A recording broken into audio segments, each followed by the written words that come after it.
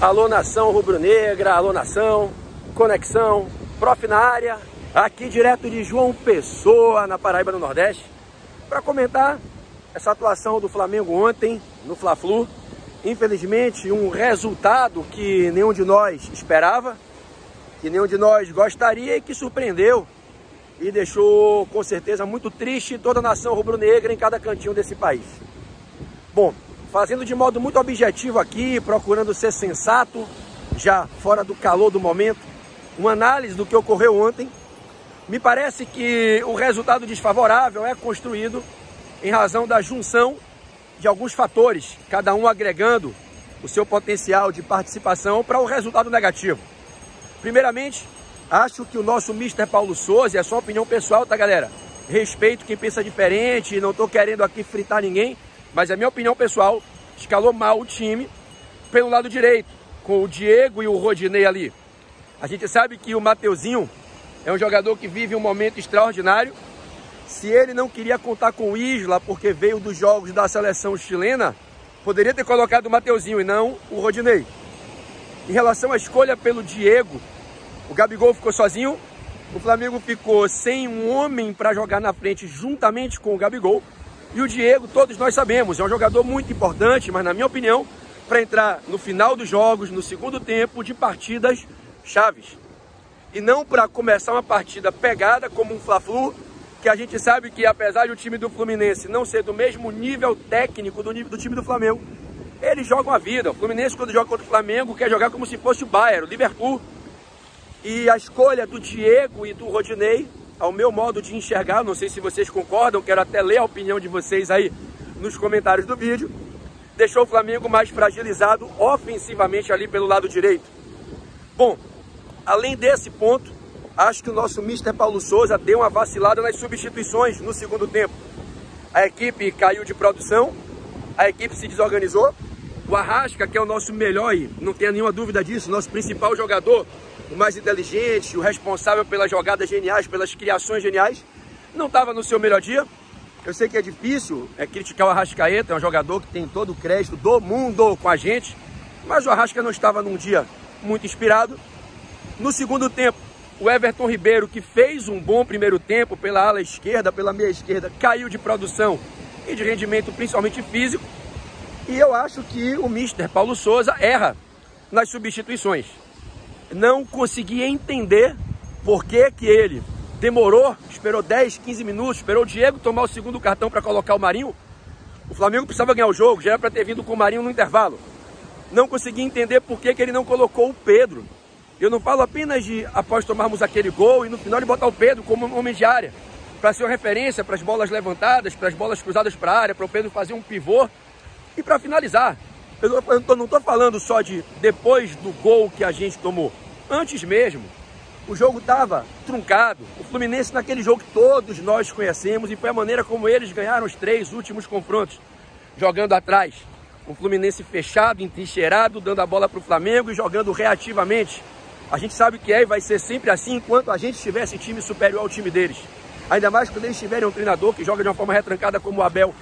Então eu não consegui entender o porquê da demora do Paulo Souza, né, para tomar essas decisões, e por que ele não colocou o Pedro. Não faz sentido não ter entrado com o Pedro, pelo menos ali a partir dos 25, 30 do segundo tempo, que o Flamengo precisava fazer um gol e o Gabi estava sozinho ali na frente.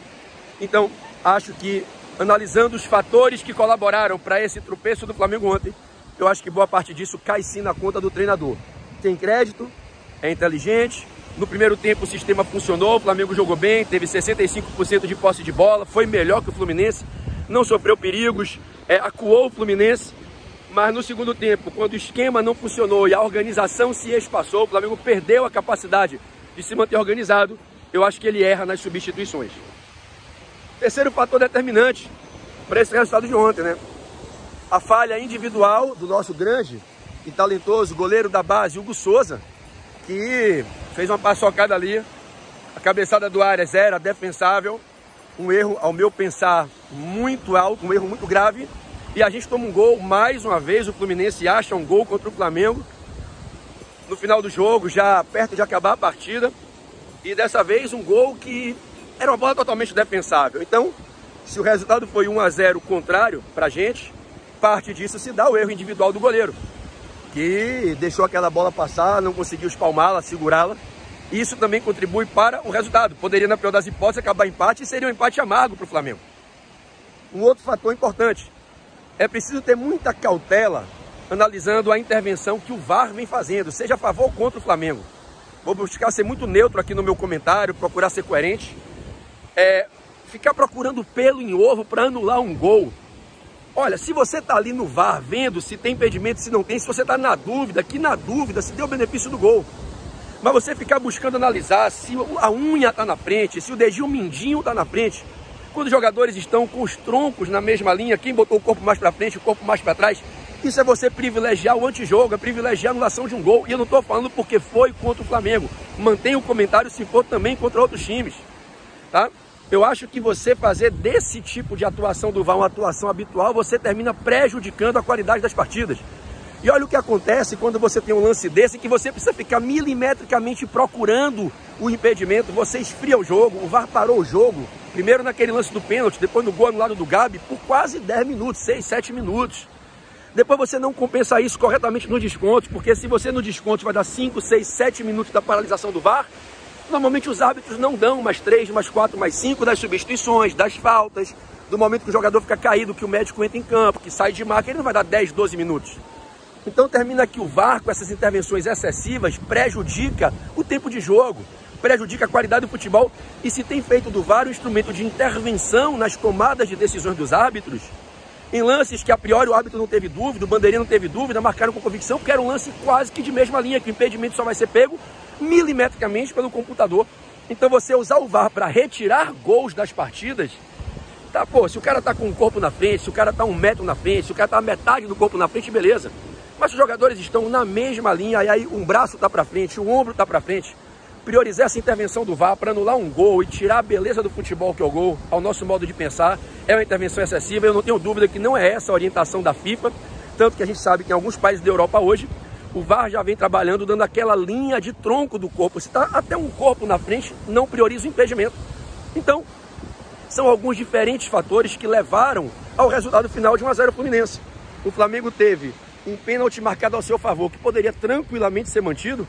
Optou-se por acreditar que não era pênalti. Eu fiquei na dúvida se foi ou não foi pênalti ali. Até acho que daria para marcar aquele pênalti. Depois o Flamengo tem um gol do Gabi anulado por um impedimento milimétrico procurado. O VAR procurou o impedimento. Foi uma intenção proposital de invalidar o gol do Gabigol.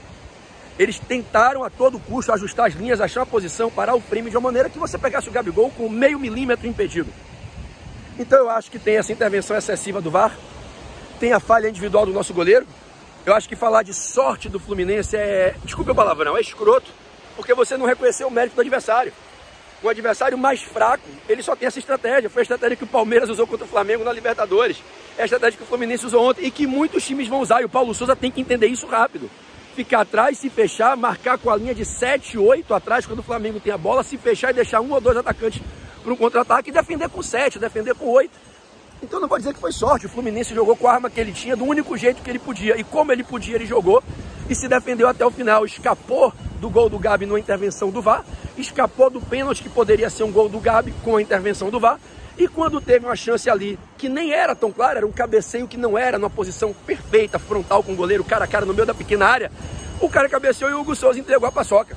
Isso construiu o resultado de ontem. Bom, agora cabe ao Paulo Souza, a partir de hoje, nos treinos, ajustar as falhas que o time teve no segundo tempo, mostrar as virtudes do primeiro tempo, em que o esquema funcionou muito bem no primeiro tempo, apesar de estarmos com o Diego e Rodinei na direita, quando na verdade deveríamos estar ali com o Mateuzinho, ou o Isla e o Marinho, ou o Pedro, e ele avaliar que para os próximos jogos, não é para começar o jogo com o Diego e com todo carinho ao Rodinei. Você ter Mateuzinho e o próprio Isla, que muita gente critica, que é melhor que o Rodinei, não podem ficar no banco para o Rod. Né? Por mais que o Rodinei seja esforçado, tente se comprometer taticamente, tem aquelas arrancadas indo ao fundo bem, aqueles dribles que ele inventa, eu acho que o Mateuzinho é mais jogador que o Rodinei, e você botar Diego para fazer a meia direita, tendo contratado o Marinho, tendo um jogador do nível do Marinho, que chuta, que finaliza, o Diego não finaliza. Então eu acho que ele deve refletir sobre essa formação, principalmente pelo lado direito, e conversar com os jogadores hoje, para que não se repita a desatenção que a gente teve no segundo tempo. E é isso. Vamos torcer para que o Flamengo dê a volta por cima. Foi doído, dói perder um clássico. Tá todo mundo de cabeça inchada hoje, todo mundo puto, eu também tô. Daqui a pouquinho aqui eu vim dar uma corrida agora na praia, fazer meu treino. Daqui a pouco eu vou dar aula aqui em João Pessoa. E foi difícil ontem para dormir, para botar a cabeça no lugar, porque perder um clássico perder é ruim, ainda mais perder um clássico. E para esse time chato do Fluminense, que de novo acha um gol depois dos 40 do segundo tempo, o Flamengo tendo apertado o Fluminense, jogado melhor que o Fluminense, e eles ganharam o jogo. É isso, palmas pro Fluminense, mérito deles, e vamos levantar a cabeça e agora esperar, né, que o Paulo Souza não repita os erros de escalação e de modificações. Valeu? Saudações rubro-negras, um beijo a todos, daqui da Paraíba, de João Pessoa, um beijo do prof, tamo juntos, sempre Flamengo, vamos juntos por mais. Valeu, nação!